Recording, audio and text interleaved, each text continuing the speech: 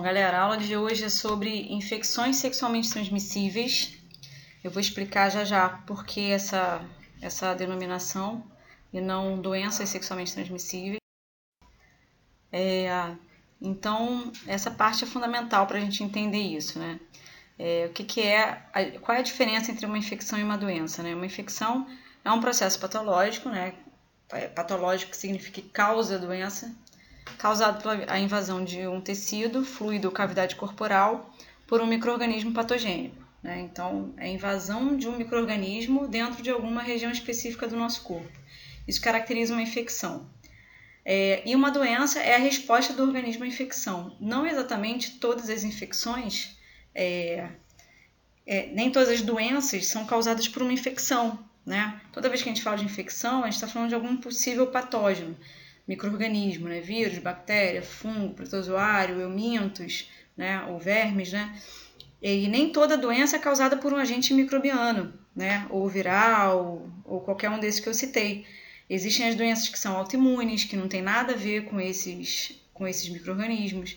As doenças, por exemplo, que são autoimunes, eu falei, o que são, por exemplo, neurológicas, né?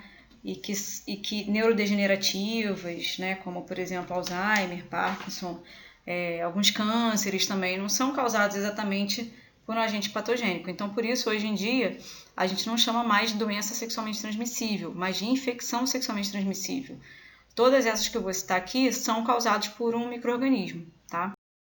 Bom, quem é um portador, né? O que é ser portador de uma doença? É uma pessoa que adquire um agente infeccioso específico na ausência de doença clínica e que serve como fonte de infecção. Talvez essa pessoa portadora, ela possa não ter o desenvolvimento da doença, mas ela já tem o micro-organismo dentro do corpo dela. Então, desse modo, as infecções sexualmente transmissíveis adquirem-se pelo contato com pessoas infectadas ou portadoras. Então, por exemplo, em relação à AIDS, por exemplo, existe o caso de que a pessoa ela pode ser infectada pelo HIV e ela pode não desenvolver a doença AIDS, entendeu? Mas mesmo sendo uma pessoa que ela não desenvolva a doença AIDS, mas que ela já tem o vírus HIV, ela já é uma possível transmissora, tá? Então, isso muitas vezes gera aquelas pessoas que são portadoras assintomáticas, quer dizer, não tem sintoma, o que é um problema, né? Porque a pessoa que não tem sintoma, ela não sabe que ela tem a doença, então isso muitas vezes faz com que ela não tome as devidas precauções. Isso sempre é um problema, né? Um paciente assintomático acaba sendo um paciente complexo porque ele não sabe que ele tem uma doença. E o que é uma colonização? Né? Uma multiplicação de um micro-organismo no hospedeiro sem evidência de uma resposta imune, ou seja, sem resposta das defesas do nosso organismo e sem processo inflamatório. Exemplo disso são bactérias que vivem no nosso intestino, na rinofaringe, né, na parte respiratória. Elas estão presentes, elas vivem ali e não exatamente elas estão causando alguma doença. Né? As bactérias do trato intestinal, por exemplo, são bactérias boas, né? São os probióticos, por exemplo. Então, elas estão colonizando um órgão específico, mas não estão causando nenhum tipo de doença. Bom, falando então propriamente dessas infecções, elas contraem-se pelo contato com uma pessoa infectada, que pode ou não ter sinais, né? Às vezes uma pessoa está infectada com uma infecção dessa, com uma doença dessa, mas ela não mostra nenhum tipo de sinal, não tem como saber em algumas situações. Devido ao ambiente que rodeia os órgãos sexuais ser quente e úmido, esses formam um ambiente, né, um habitat ideal para o desenvolvimento de alguns micro-organismos que causam as infecções. Fungos, por exemplo, são infecções, são micro-organismos que crescem tradicionalmente em ambiente quente e úmido, tá? Entre outros também, bactérias, por exemplo. Essas doenças, né, podem ser causadas por vários tipos de micro-organismos, vírus, fungos, bactérias. Existem uma série de infecções causadas por esses indivíduos. Então, quando a gente pega algum tipo de infecção como essa, né, a gente pode ter uma manifestação de várias maneiras, né? Normalmente são resultados na região genital, né? Então, corrimentos, feridas, bolhas ou verrugas. Esses corrimentos, né, dependendo da situação, um corrimento translúcido, transparente, muitas vezes é muito comum. vagina feminina é um órgão interno, né? Quente, úmido. A gente vive numa cidade quente, né? Em cidades quentes do Rio de Janeiro. Então, é comum ter uma produção de secreção. Agora, se ela é transparente, né? Translúcida, não tem problema. Quando ela passa a ser uma outra coloração, com odor, e aí é o momento que a gente precisa se preocupar. Então, sintomas gerais das ISTs, de uma maneira geral, né, independente de qual for, incluem-se corrimento anormal no pênis ou vagina, feridas ou verrugas na área genital, dor ao urinar, comichão na área genital, né, uma coceira na área genital, coceira ferida ou sangramento no ânus. Essas são reações independente de qual tipo de doença a gente estiver falando. As ISTs mais conhecidas são a AIDS, a clamídia, clamidíase, gonorreia, o herpes genital, hepatite B, o HPV, sífilis. Existem muitas outras, tá? O que é o HIV, então? O HIV, a gente diz que ele é o vírus da imunodeficiência humana, tá? Então, o HIV sempre vai estar numa sigla em inglês.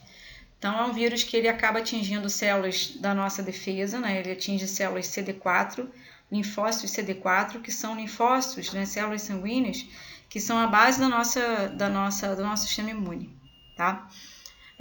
Esse HIV pode ser transmitido principalmente pelas relações sexuais, também por agulhas contaminadas, né? Pessoas que fazem uso de drogas injetáveis e compartilham essas agulhas já usadas, e também por uma situação que a gente diz que é uma infecção vertical, né? Da mãe para o bebê por conta da gestação e também por conta da amamentação. A gente está vendo algumas novidades aí, né? De crianças que às vezes nascem sem a infecção, mesmo a mãe infectada. Existem lá também aquelas possibilidades de transfusão sanguínea, órgão transplantado, mas hoje em dia é muito menos comum, tá? Os bancos de sangue são muito rigorosos, muito criteriosos, então, na realidade, a forma mais comum hoje em dia é pela relação. Já a AIDS, né? Uma coisa é o vírus, né? Outra coisa é a AIDS. É o que a gente chama de síndrome da imunodeficiência adquirida, né?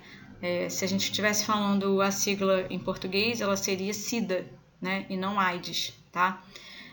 Então, essa SIDA, ela atinge, né, células de defesa do nosso corpo, e isso faz com que ela seja muito difícil de ser controlada. Esse vírus é um retrovírus, é um vírus que faz 2 transcrições, já falamos disso aqui. Então é muito difícil controlar a ação dele, a replicação.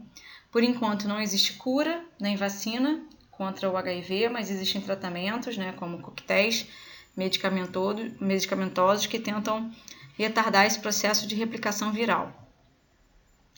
E aí, quando uma pessoa é portadora do vírus e desenvolve automaticamente a doença, né, ela acaba tendo seu sistema imunológico muito atingido, e isso abre a possibilidade dela desenvolver doenças secundárias, tá, respiratórias e de outras formas também.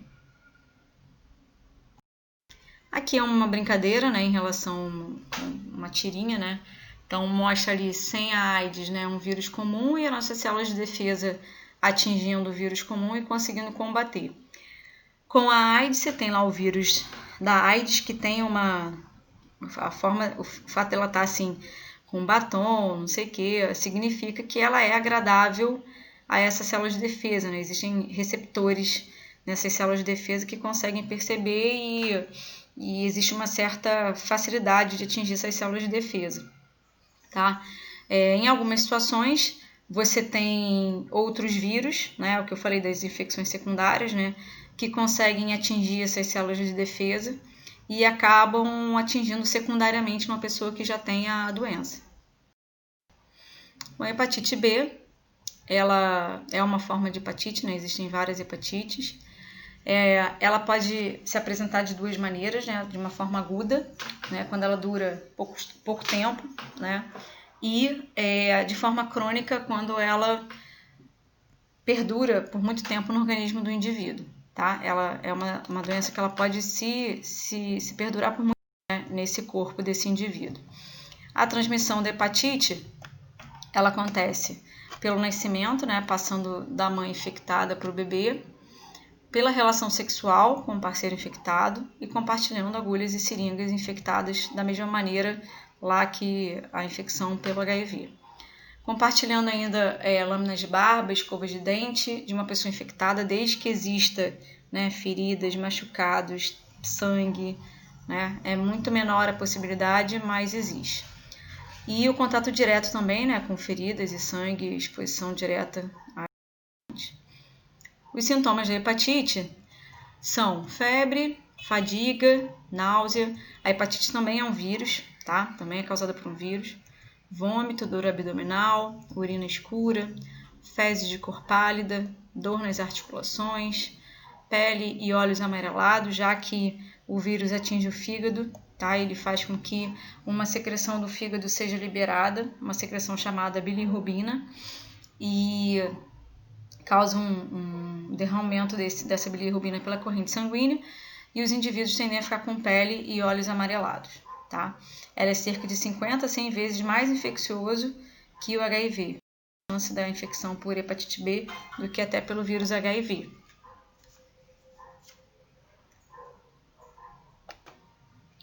Bom, outra doença é o herpes genital, é uma IST também viral e incurável, né? Ela tem tratamento, mas ela não desaparece, tá? Em algumas situações as pessoas podem ter esse tratamento com alguns antivirais, tá? Se contrai esse herpes genital por contato sexual com alguém que tenha uma infecção por esse vírus. Não exatamente a pessoa tem ferida visível, então não tem como ter a certeza que uma pessoa tem o herpes genital. Os sintomas são erupções cutâneas, são infecções bolhosas, tá? Então são pequenas bolhas que têm uma dor, né? Que tem umas pontadas. Essas erupções aparecem normalmente em 2 semanas e começam a se abrir, né? E ficam mais severas em 2 a 4 semanas após isso. E as feridas e os sintomas se assemelham à gripe, na verdade os sintomas, né? Incluindo febre. Todas as doenças virais, elas tendem a surgir inicialmente de uma mesma maneira, tá? Por isso que no início é muito difícil de... A gonorreia já é uma doença causada por uma bactéria chamada de Neisseria gonorreia. Independente do que a gente estiver falando, né? Quando for uma doença viral, a gente não vai dizer exatamente o nome do vírus, porque muitas vezes uma doença pode ser causada por vírus diferentes, tá? Mas quando a gente for falar de bactéria, protozoário, fungo, a gente vai falar o nome. Essa gonorreia se transmite por contato com pênis, vagina, boca e ânus, transmitida da mãe para o bebê durante o parto e transmitida por contato direto, né, com roupas contaminadas. Pessoas que tiveram gonorreia e receberam tratamento podem ser infectadas de novo, então não existe essa coisa de cura, tá? Ela teve muitos casos na década de 90, quando as pessoas pouco usavam preservativo, e muitas pessoas já tiveram gonorreia mais de uma vez, tá? Dependendo do caso, né, se não tratar, as pessoas podem chegar a um ponto de infertilidade, ter problemas articulares, no coração. Os sintomas da gonorreia são sensação de dor ao urinar, vontade frequente de urinar, corrimento denso no pênis, corrimento vaginal amarelo com odor desagradável, dor no estômago em algumas mulheres, sangramento menstrual anormal, ânus e reto inflamados, principalmente pós uma relação sexual anal, inflamação na garganta, principalmente pós uma relação sexual oral, dor no escroto ou testículos, né? Escroto é o saco escrotal. A clamídia ou clamidíase é uma infecção causada por uma bactéria chamada Chlamydia trachomatis. Pode danificar órgãos reprodutores das mulheres, então é uma doença que pode vir a causar, por exemplo, uma infertilidade, até um câncer. Tá? Todas essas coisas podem chegar a certos pontos complexos quando não tem tratamento, né? Quando a pessoa não busca um tratamento. A maioria delas tem tratamento, principalmente as doenças bacterianas.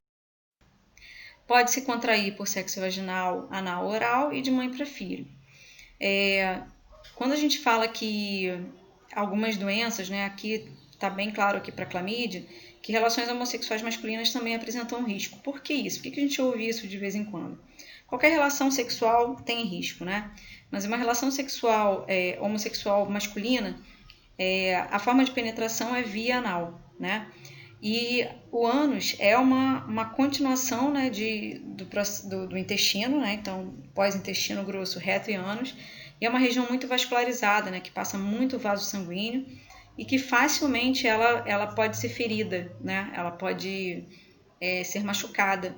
Então, isso acaba sendo uma via de entrada com muita facilidade para qualquer tipo de infecção, tá?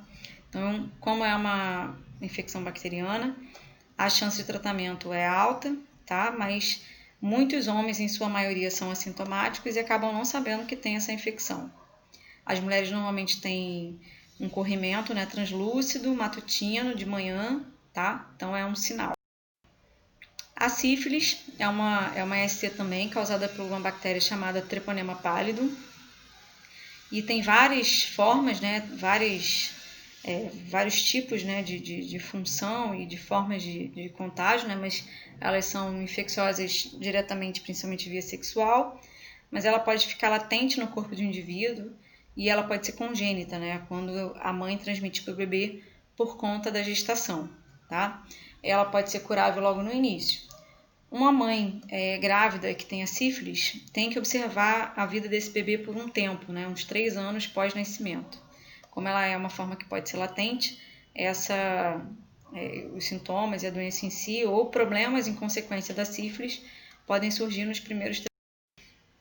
Outra doença que a gente chama de tricomoníase. A tricomoníase já é uma doença que atinge tanto homens quanto mulheres, todas são transmissíveis para os dois, mas era causada por um protozoário chamado de Trichomonas vaginalis.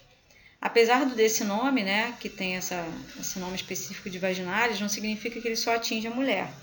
Mas as mulheres sempre têm a possibilidade de ter mais sintomas por uma baixa de imunidade, que é mais comum da mulher do que ao homem, inclusive, né, por ter um órgão sexual interno. Tá? E ele atinge, no caso dos homens, por exemplo, a uretra, a próstata e a bexiga. Nas mulheres, sempre ali naquela região da vulva, né, que é onde a gente visualiza pequenos lábios, grandes lábios, clitóris, causando a dor na hora da relação sexual, uma secreção amarela esverdeada com cheiro intenso, coceira e sempre possível de transmissão durante a relação sexual. Tem tratamento específico, né, não é uma doença como outras, né, é uma doença causada por protozoário. Nem todo medicamento que serve para um micro-organismo serve para outro. O HPV, né, é um vírus que a gente fala muito cada vez mais, né? Na verdade, o nome dele é papilomavírus humano. O nome da doença em si, ela não é HPV, né? HPV é o nome do vírus. A gente chama a doença de condiloma acuminado, tá? Por quê? O condiloma acuminado são as verrugas que aparecem na região genital, tá? Então o HPV vive nessa região genital, tanto masculina quanto feminina, até chegar, por exemplo, no colo do útero feminino, tá? Então por isso que o processo de vacinação que a gente já tem uns anos, ele tende a ter um foco nas mulheres porque elas podem desenvolver câncer de colo de útero no futuro. E o HPV, o condiloma, né, acuminado, é uma doença que não tem cura também, tá? Então, hoje a gente já tem uma campanha de vacinação. Quanto mais cedo se fizer uso dessa vacina, né, que não é dose única, mais chance de quando essa menina ou menino tiver numa fase sexual, ele já esteja protegido, tá? Então, o ideal é que se vacine logo cedo para evitar um contágio quando essa pessoa tiver numa fase mais sexual, tá? Muitos casos, né, existem muitas pessoas que não têm sintoma, então são esses casos assintomáticos que são sempre problemas, né, já que não sabe que tem e acabam muitas vezes não fazendo nenhum tipo de prevenção, tá? Essas verrugas são tradicionais, né, na mulher no canal vaginal, nos pequenos e nos grandes lábios, no homem no prepúcio ou na glande, no pênis como um todo. Elas podem aparecer numa época mais ativa da doença e podem desaparecer depois de um tempo. Não significa que a pessoa está curada, tá? Tempos depois, se reduzir a imunidade, essa pessoa pode voltar a ter essas lesões e ela pode voltar a aparecer, tá? Mas não existe cura. Bom, a prevenção sempre é o uso do preservativo, né? A melhor forma, né? A barreira física, né? Testes de verificação, né? Pessoas que têm vida sexual ativa, pedir ao médico testes sorológicos, né? Para identificação. E em outros casos, né? O CDC, que é o controle de doenças, né? do americano, ele define essa política ABC, né? Que é abstinência, que é preservativo e que é um controle de uma maneira geral, né, com uma possibilidade maior das pessoas terem acesso, né, a uma questão mais de cuidados de saúde, basicamente, tá? Então, como saber se está infectado? No caso da mulher, líquidos vaginais brancos ou com mau cheiro, né, brancos, amarelos, esverdeados, sensação de queimação na vulva, na vagina ou no ânus, sensação de dor ao urinar ou ardência, lesão na pele, né, ou nas mucosas das órgãos sexuais, muitas vezes dor abdominal, quando isso já está um pouco mais sério, né. No homem, corrimento também, como um pus, que pode sair do pênis, né, também amarelo, esbranquiçado, amarelado, esverdeado, lesões na pele e sensação de dor ao urinar. Mais difícil essa dor mais abdominal, mas em alguns casos isso pode acontecer.